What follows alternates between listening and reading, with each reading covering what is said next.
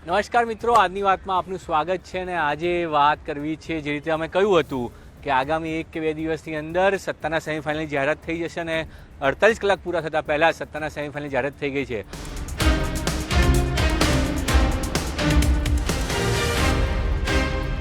હા, આમ તો આજે એપ્રિલ ફૂલ ડે છે, પણ કોઈ પણ પ્રકારની એપ્રિલ ફૂલ ડેની મસ્તી નથી કરવામાં આવી રહી। સત્તાવાર રીતે રાજ્યના ચૂંટણી આયોગે જે છે આજે જાહેરાત કરી છે કે ગુજરાતની જે 15 મહાનગરપાલિકાઓ, નગરપાલિકાઓ, તાલુકા પંચાયત અને જિલ્લા પંચાયતો આ તમામની ચૂંટણીઓ લગભગ કુલ 9,992 બેઠકોની ચૂંટણીઓ જે છે તેની જાહેરાત કરવામાં આવી છે। 26 એપ્રિલ મતદાન થશે, 28 એપ્રિલે પરિણામ આવશે, એટલે કે 30 એપ્રિલ પહેલાં સમગ્ર ચૂંટણી પ્રક્રિયાનું સમાપન થઈ જશે। કુલ 4 કરોડથી વધુ મતદાતાઓ જે છે આ ચૂંટણી પ્રક્રિયામાં ભાગ લેવાના છે, એટલે કહી શકાય કે જે ટોટલ મતદાતાઓની સંખ્યા છે ગુજરાતની 4 કરોડ ને 20 લાખ જે ચૂંટણી પંચનો આંકડો હતો, 4 કરોડ 40 લાખ SIRમાં જે આંકડો આવ્યો હતો તેમાંથી 4.18 કરોડ મતદાતાઓ જે છે આ પ્રક્રિયામાં ભાગ લેવાના છે। જે 2 મહાનગરપાલિકાઓ અને કેટલીક નગરપાલિકાઓમાં ચૂંટણીઓ પહેલાં થઈ ચૂકી છે તેના સિવાયના રાજ્યના તમામ લોકો જે છે આ ચૂંટણી પ્રક્રિયામાં ભાગ લેવાના છે, એટલે કે આદર્શ ચૂંટણી આચારસંહિતાનો પણ અમલ જે છે આજથી શરૂ થઈ ચૂક્યો છે સમગ્ર રાજ્યમાં। હવે સરકાર કોઈ પણ પ્રકારની જાહેરાત નહીં કરી શકે, પણ તે પહેલાં સરકારે ચૂંટણી જાહેર થાય એના કેટલાક કલાકો પહેલાં ભરતી પ્રક્રિયાની પણ જાહેરાત કરી દીધી। પછી વિદ્યા સહાયકોની ભરતીની જાહેરાત હોય 11,000 કે પછી GPSC માટે 224 પદોની ભરતી પ્રક્રિયાની જાહેરાત હોય, સરકારે પોતાની જાહેરાત કરી છે। સાથે જ મહેસૂલી સુધારાઓની વાત પણ સરકારે કરી લીધી, એટલે સરકાર પોતાની રીતે તમામ તૈયાર હતી કે કેવી રીતે તેમને ચૂંટણી પ્રક્રિયામાં ચૂંટણી આવે પહેલાં જવાનું છે। અને તેની પહેલાં ખુદ પ્રધાનમંત્રી પણ બનાસકાંઠામાં જે છે પોતાની સરકારની વિકાસલક્ષી વાતો કરીને ગયા। ગઈકાલે જ તેમણે જે રીતે વાત કરી કે 25 વર્ષની વિરત વિકાસ યાત્રા અને જેમને જે સમર્થન મળ્યું છે તેની પણ વાત કરવામાં આવી અને આજે ચૂંટણી પંચ દ્વારા જે છે તે જાહેરાત કરવામાં આવી છે। ચૂંટણી પંચે કહ્યું કે તમામ જે આખી પ્રક્રિયા છે એક સાથે થવાની છે, એક જ સાથે મતદાન થશે। સવારે 7 થી સાંજે 6 વાગ્યા સુધી લોકો મતદાન કરી શકશે અને તેની સાથે EVMથી આ ચૂંટણી થવાની છે, એટલે EVMથી ચૂંટણી થવાના કારણે એક જ દિવસની અંદર આ તમામ પરિણામો આવી જશે। હવે જે વાત છે રાજકીય પક્ષોની તૈયારીઓની, ભાજપે આજથી એક તરફ સેન્સ પ્રક્રિયાઓ શરૂ કરી છે, કોંગ્રેસની તો ઓલરેડી સેન્સ પ્રક્રિયા પૂરી થઈ ચૂકી છે અને આમ આદમી પાર્ટીએ તો કેટલાક ઉમેદવારો જાહેર કર્યા હતા, પણ આજે આમ આદમી પાર્ટીએ આરોપ લગાવ્યો કે તેમના પ્રદેશ અધ્યક્ષની ધરપકડ કરી લેવામાં આવી છે। જોકે પોલીસ તરફથી હજુ સુધી કોઈ સત્તાવાર વાત નથી આવી, પણ આમ આદમી પાર્ટીએ સ્થાનિક સ્વરાજ્ય ચૂંટણી પહેલાં માહોલ બનાવવાની શરૂઆત કરી છે। જે રીતે આજે ખુદ રાષ્ટ્રીય સંયોજક અરવિંદ કેજરીવાલે પણ એક્સ ઉપર પોસ્ટ કરી અને ગુજરાતના પ્રભારીએ જે છે પોતે પ્રેસ કોન્ફરન્સ કરી અને આરોપ લગાવ્યા કે ભાજપ સરકાર આમ આદમી પાર્ટીના કાર્યકરો ઉપર ખોટા કેસો કરી રહી છે, તેના કારણે જે છે આમ આદમી પાર્ટીને હેરાન કરવાનું ષડયંત્ર કરવામાં આવી રહ્યું છે, ચૂંટણીમાં આમ આદમી પાર્ટી લડી ન શકે તે માટેની વાત કરવાની છે। પણ સવાલો અહીં એ ઊભા થાય છે કે જ્યારે ચૂંટણી જાહેર થવાની હતી એ જ વખતે આ પ્રકારના સમાચારો, આમ આદમી પાર્ટી આ જ પ્રકારના આરોપ લગાવી રહી છે। જે કેસો થઈ રહ્યા હતા 3 દિવસથી આમ આદમી પાર્ટી સતત આ વાત કરી હતી કે અમારા કાર્યકર્તાઓને દબાવવામાં આવે છે, ખોટું કરવામાં આવી રહ્યું છે અને હવે આજે અમારા પ્રદેશ અધ્યક્ષની પણ ધરપકડ કરવામાં આવી છે। જો કે પોલીસે સત્તાવાર રીતે હજુ આ ધરપકડને સમર્થન નથી આપ્યું, પણ આમ આદમી પાર્ટીએ સત્તાવાર રીતે પ્રેસ કોન્ફરન્સ કરીને કહ્યું કે અમારા પ્રદેશ પ્રમુખની ધરપકડ કરવામાં આવી છે અને અમને હેરાન કરવામાં આવી રહ્યા છે।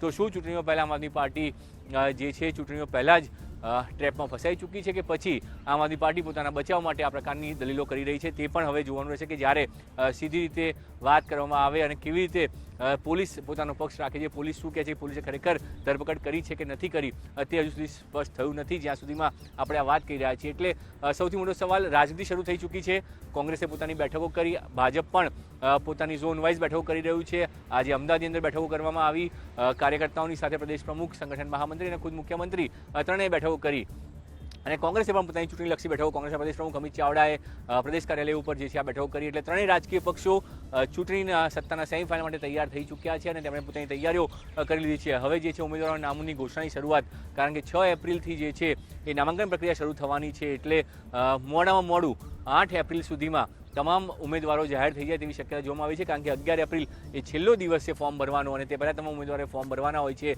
એટલે પ્રક્રિયાઓ આ પહેલાં પૂર્ણ કરવી પડશે। પણ ગુજરાતમાં આ તમામ 9,992 બેઠકો પર કોનો હાથ ઉપર રહેશે? શું 30 વર્ષથી સત્તામાં રહેલી ભાજપ પોતે જે 2021માં જે પરિણામો લાવ્યું હતું, પોતાના તરફી જે પરિણામો આવી હતા 90%થી વધુના સ્ટ્રાઇક રેટ સાથે લગભગ મોટાભાગની તમામ તાલુકા પંચાયતો, જિલ્લા પંચાયતો, નગરપાલિકાઓ, મહાનગરપાલિકાઓમાં 2/3 મેજોરિટી ક્લીન સ્વીપ કર્યું હતું, તો તેવા સંજોગોની અંદર શું પોતાનું આ પરિણામ ભાજપ જાળવી રાખશે? શું એટલી જ બેઠકો એટલા જ પ્રમાણમાં આવશે, 90% સ્ટ્રાઇક રેટવાળી જે છે પરિણામ આવવાનું છે, કે પછી તેની અંદર ઘટાડો થશે? જ્યાં સુધી મહાનગરપાલિકા વિસ્તારનો વાત છે ત્યાં સુધી ભાજપ સત્તામાંથી ક્યાંય પણ દૂર થાય એવી શક્યતાઓ નથી દેખાતી. જે 6 મહાનગરપાલિકાઓ જૂની છે એ અને 9 મહાનગરપાલિકાઓ જે નવી બની તેમાં પહેલી વખત બોડી આવશે, એટલે હંમેશા એવું માનવામાં આવે છે કે શહેરી વિસ્તારો ભાજપના ગઢ રહ્યા છે, ત્યાં પણ ભાજપની સત્તા મેળવવામાં કોઈ તકલીફ પડે તેવું હાલની સ્થિતિમાં તો નથી દેખાઈ રહ્યું. એટલે 15 મહાનગરપાલિકાઓની વાત કરીએ તો ત્યાં ભાજપનો હાથ ઉપર રહે તેવી પૂરી શક્યતા દેખાય છે. પણ તાલુકા અને જિલ્લા પંચાયતની વાત છે ત્યાં આમ આદમી પાર્ટી કોંગ્રેસને કેટલું નુકસાન પહોંચાડશે અને કોંગ્રેસ અને આમ આદમી પાર્ટી ઝઘડાનો ભાજપને કેટલો ફાયદો થશે તેના આધારે આ તાલુકા પંચાયત જિલ્લા પંચાયત ચૂંટણીઓનું પરિણામ જે છે નક્કી થશે. નગરપાલિકા વિસ્તારોની અંદર પણ ભાજપનો હાથ સામાન્ય રીતે ઉપર રહેતો હોય છે, ત્યાં કોંગ્રેસ અને આમ આદમી પાર્ટી કેટલી નગરપાલિકાઓ ખેંચી શકશે તે એક મોટો સવાલ છે. જે જોર કોંગ્રેસ અને આમ આદમી પાર્ટી લગાવી રહ્યા છે તાલુકા અને જિલ્લા પંચાયતમાં લગાવી રહ્યા છે, ત્યાં કયા પ્રકારના પરિણામો તેઓ લાવી શકે છે તેના ઉપર સૌ કોઈ નજર છે, અને એના આધારે 2027ની ચૂંટણી માટેનો રોડમેપ તૈયાર થશે કે 2027ની ચૂંટણીમાં મુખ્ય વિપક્ષમાં ભાજપને ટક્કર આપી શકવા માટેનો મુખ્ય વિપક્ષ કોણ હશે, કોંગ્રેસ કે આમ આદમી પાર્ટી કે પછી બંને, તે આ પરિણામો નક્કી કરશે. અને આ પરિણામો આવશે 28 એપ્રિલે.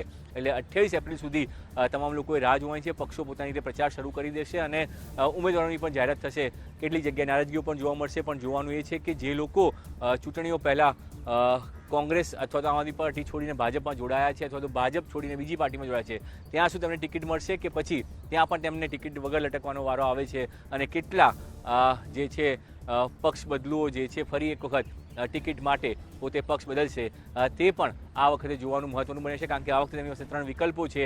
આમ આદમી પાર્ટી મજબૂતાઈથી મેદાનમાં ઉતરી છે, પણ તેની અસર કેટલી થશે તે અત્યારે કોઈ કહી શકે તેવું નથી. જ્યારે વિધાનસભાની ચૂંટણી હતી ત્યારે આમ આદમી પાર્ટીની એક વ્યાપક અસર દેખાઈ રહી હતી, પણ સ્થાનિક સ્વરાજમાં આમ આદમી પાર્ટી અત્યાર સુધીમાં ક્યારેય પણ આ પ્રકારનું પરફોર્મન્સ નથી કરી શકી. હવે આ વખતે 9,992 બેઠકોમાંથી આમ આદમી પાર્ટી કેટલી બેઠકો ઉપર જીત મેળવી શકે છે અને કેટલી બેઠકો ઉપર કોંગ્રેસને અથવા તો ભાજપને હરાવી શકે છે, બંનેમાંથી કઈ પાર્ટીને હરાવી નંબર 2 રહે છે, તેની પણ જે છે ગણતરી આ વખતે મહત્વની રહેશે. એટલે જોવાનું રહેશે કે કોણ વધુ સબળું સાબિત થશે અને કોને વધુ નુકસાન થાય છે, તેના આધારે 2027નો રોડમેપ નક્કી થશે.